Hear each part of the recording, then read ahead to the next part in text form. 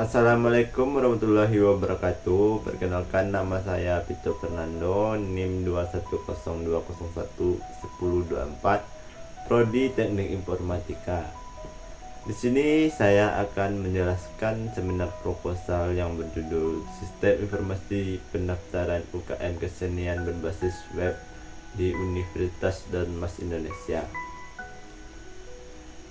Latar belakang dari Sistem Informasi UKM Berbasis Web di Universitas Darmas Indonesia sebagai salah satu institusi pendidikan tinggi yang memiliki beragam kegiatan akademik dan non-akademik, tentunya membutuhkan sarana dan prasarana yang memadai. Namun, sistem pendaftaran UKM kesenian yang ada pada saat ini masih menggunakan cara yang manual, yaitu mengisi formulir manual atau melalui komunikasi langsung dengan petugas administrasi, dan menimbulkan masalah ketidakefisienan dalam mengolah jadwal, penumpukan berkas-berkas, serta minimnya transparansi dan proses pendaftaran. Melihat permasalahan tersebut, maka perlunya sebuah solusi untuk mengatasi kendala-kendala yang ada. Salah satunya yaitu mengembangkan sistem informasi pendaftaran UKM kesenian berbasis web. Sistem ini diharapkan dapat memberikan kemudahan dalam proses pendaftaran UKM kesenian, mulai dari pendaftaran, konfirmasi, hingga jumlah anggota yang ada dalam organisasi tersebut. Adapun rumusan masalah, yaitu setiap pendaftaran mengisi formulir yang tertulis tangan yang mengakibatkan banyaknya menghabiskan waktu, pengolahan data yang kurang efektif karena belum memiliki penyimpanan dengan basis data yang terstruktur. Batasan masalah. Adapun batasan masalah dalam sistem informasi berbasis web ini yaitu menjaga keamanan untuk melindungi informasi pribadi. Tujuan penelitian.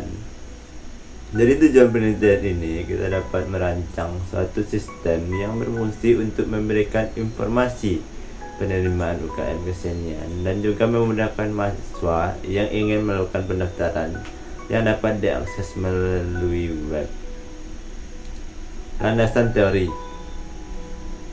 Menurut Sutabri 2002, sistem adalah suatu kesatuan yang terdiri dari komponen atau elemen yang dihubungkan bersama untuk memudahkan aliran informasi, materi, atau energi. Karakteristik sistem menurut Al-Bahra 2003 adalah sebagai berikut, yaitu komponen sistem, batasan sistem, lingkungan luar sistem, penghubung sistem, masukan sistem, keluaran sistem, pengelolaan sistem, dan sasaran sistem. Pengertian informasi. Informasi adalah data yang telah diolah sehingga memiliki makna dan nilai bagi penerimanya, yang berguna untuk pengambilan keputusan. Informasi yang baik harus akurat dan tepat waktu. Dengan menurut London tahun 2016, menurut Ida Nuraida 2008, informasi bermanfaat untuk: pertama, perancangan; kedua, perorganisasian; yang ketiga, pelaksanaan; dan yang keempat, pengendalian. Pengertian sistem informasi menurut Reynolds tahun 2008 adalah kombinasi dari teknologi informasi dan aktivitas orang yang menggunakan teknologi tersebut untuk mendukung operasi dan proses penyimpanan dan mendistribusikan informasi.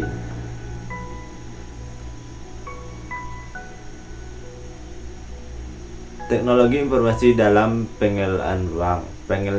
Pengertian teknologi informasi dapat digunakan untuk mengumpulkan, menyimpan, memproses, dan menyebarkan informasi.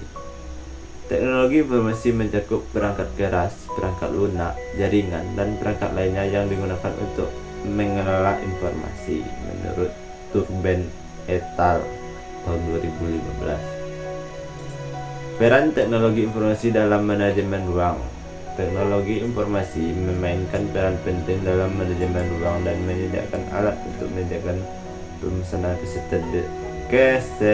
ketersediaan dan penggunaan ruang.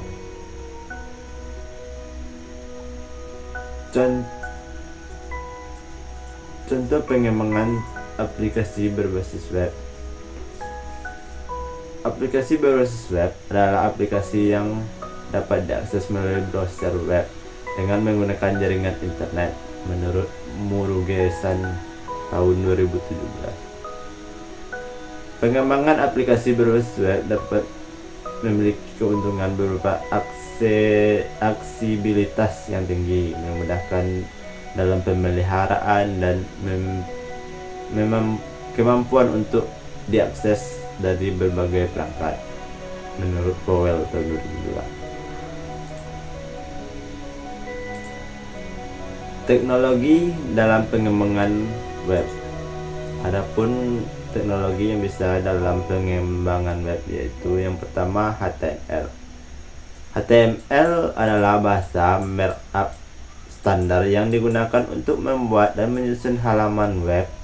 HTML terdiri dari serangkaian elemen yang menjelaskan struktur konten dari sebuah halaman web. Struktur dasar HTML. HTML berbentuk struktur dasar dari sebuah halaman web. Dokumen HTML dimulai dari deklarasi dan menunjukkan bahwa dokumen tersebut menggunakan HTML5. Struktur dasar HTML terdiri dari elemen-elemen berikut. 1. HTML. Elemen root yang mencakup semua konten halaman. Head, seperti yang berisi metadata tentang dokumen seperti title, link, dan style sheet dan script. Title adalah elemen yang menunjukkan judul halaman yang akan ditampilkan pada tab browser. Body adalah bagian yang berisi tentang konten utama halaman seperti teks, gambar, video, dan elemen lainnya. HTML5 adalah HTML yang dirancang untuk memenuhi kebutuhan modern dalam pengembangan web. HTML5 memperkenalkan elemen baru seperti header, footer, artikel, dan selection yang memberikan struktur sistematik yang lebih baik untuk konten web. Selain itu, HTML5 juga mendukung multimedia tanpa memerlukan plugin tambahan seperti elemen audio dan video. CSS, Cascading Style Head. CSS adalah bahasa stylish yang digunakan untuk mengatur tampilan dan layout dari halaman web. CSS memindahkan konten dari presentasi sehingga memungkinkan desainer web untuk mengubah tampilan web tanpa mempengaruhi struktur HTML. Struktur dan sintaks CSS. CSS terdiri dari aturan-aturan atau rules yang mengatur bagaimana elemen HTML harus ditampilkan. Secara aturan, CSS terdiri dari sebuah selektor dan satu atau lebih deklarasi. Deklarasi CSS terdiri dari properti dan nilai atau value yang dilapis dengan kurung kulawal. JavaScript adalah bahasa pemrograman yang digunakan untuk membuat halaman web menjadi interaktif. JavaScript memungkinkan pengembangan web untuk menambahkan bagian fitur dinamis seperti validasi form, animasi, pengambilan data dari server, dan banyak lagi. Struktur JavaScript. JavaScript adalah bahasa pemrograman yang berorientasi objek, berbasis prototipe, dan dinamis. JavaScript dapat ditulis langsung di dalam file HTML menggunakan text script atau dapat disimpan dalam file eksternal dan ekstensi JS. PHP adalah bahasa script server-side yang dirancang khusus untuk pengembangan web.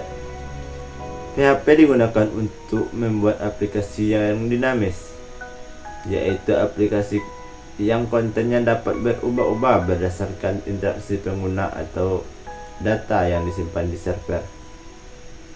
Berikut adalah beberapa karakteristik PHP. Server-side scripting, kemudahan pengguna, kompatibilitas, dukungan basis data, komunitas besar dan sumber daya, ekstensi dan modul.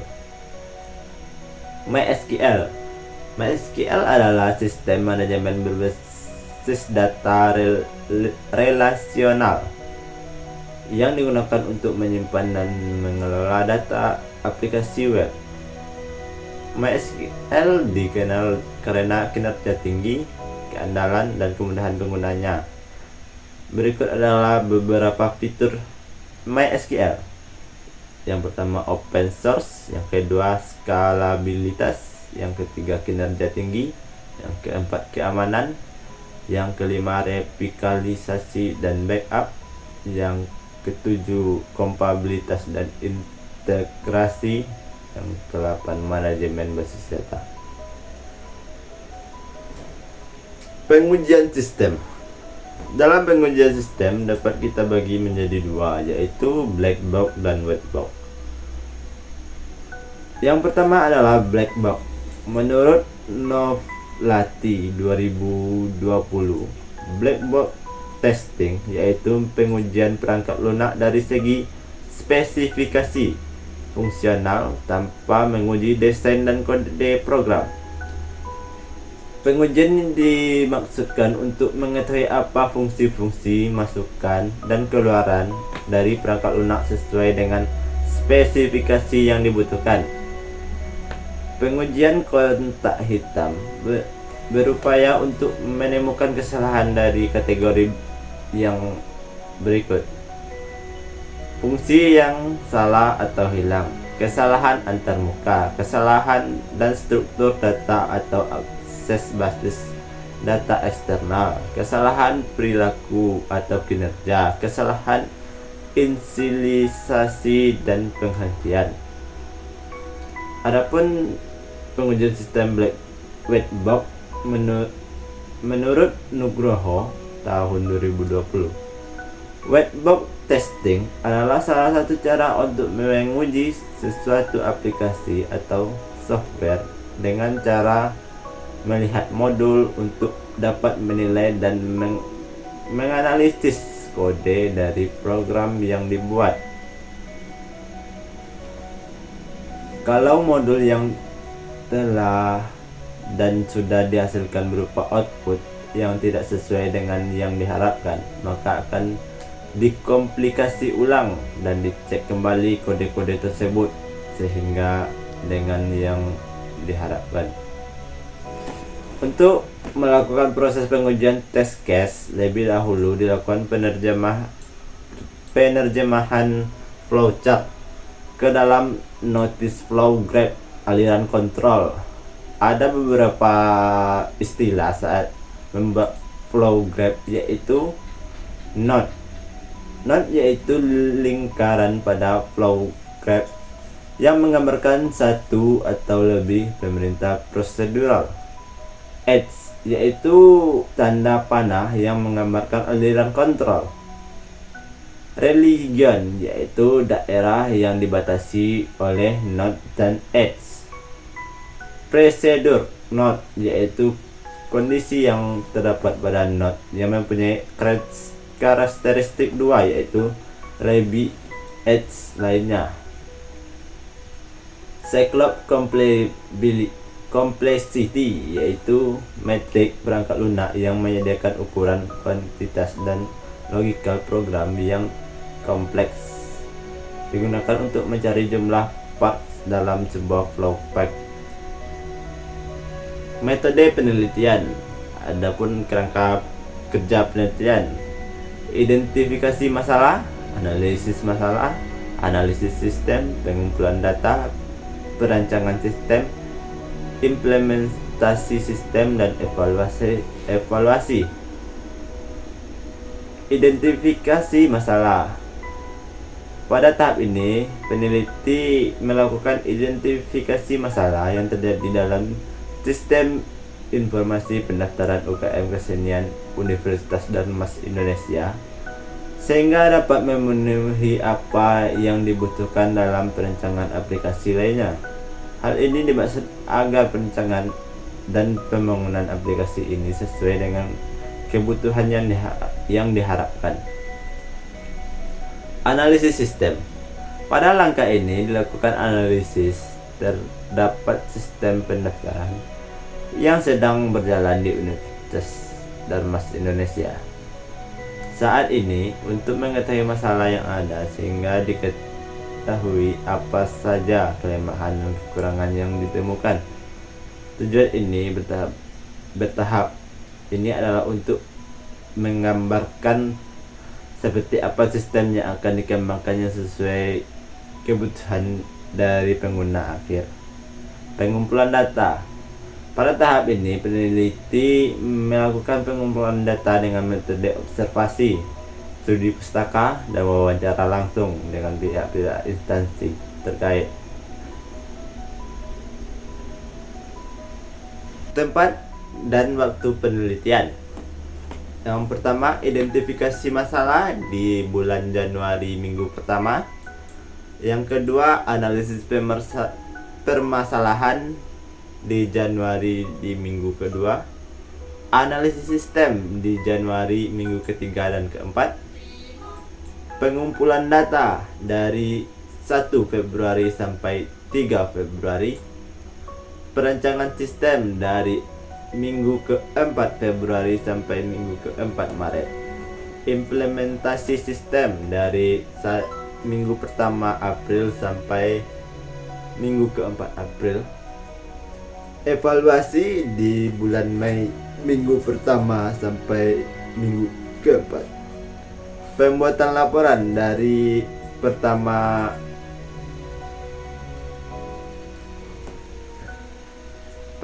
penelitian sampai akhir penelitian.